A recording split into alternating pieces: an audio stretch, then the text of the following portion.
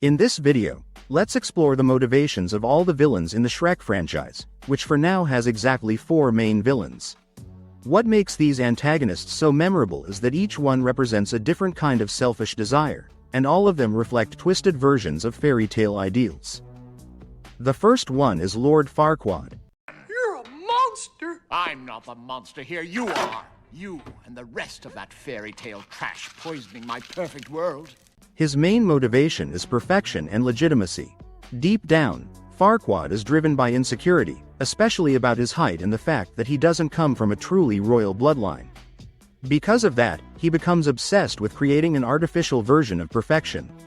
He turns Duloc into a sterile controlled kingdom where everything is clean, organized, and completely lacking individuality. To achieve that image, he removes the fairy tale creatures and marginalized groups that he sees as trash because they don't fit into his ideal world. I didn't invite them.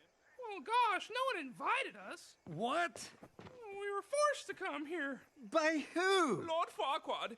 He huffed and he puffed and he signed an eviction notice. What makes Farquaad interesting is that his obsession with Fiona was never about love. To him, marriage is basically a political requirement. He knows he cannot officially become king without marrying a princess, so his pursuit of Fiona is cold and transactional. She's treated more like a tool to validate his authority than an actual person. That's what makes him such a shallow but effective villain, because everything he does comes from his desperate need to feel important and legitimate. The next villain is the fairy godmother from Shrek 2. I'd like you to meet my husband, Shrek. Your husband?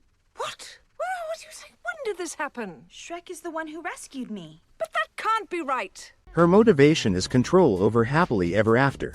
Unlike the traditional fairy tale godmother who helps people find happiness, she's basically the complete opposite. She operates more like a powerful corporate mogul running a massive business built around fairy tale fantasies. Her goal is to maintain a system where people like Shrek and Fiona are not allowed to disrupt the traditional fairy tale order.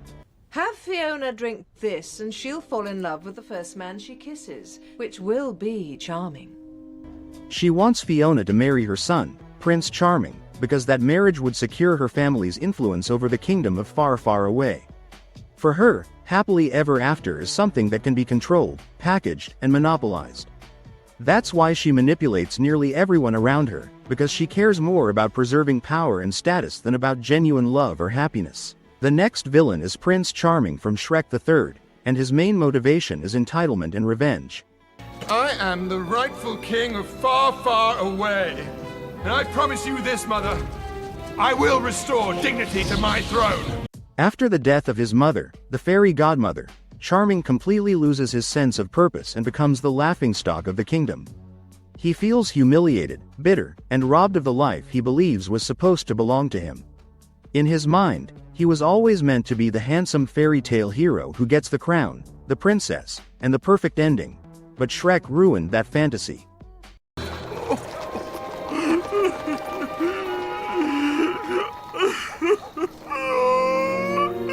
That's what makes his motivation so personal. Charming genuinely sees himself as the victim of the story.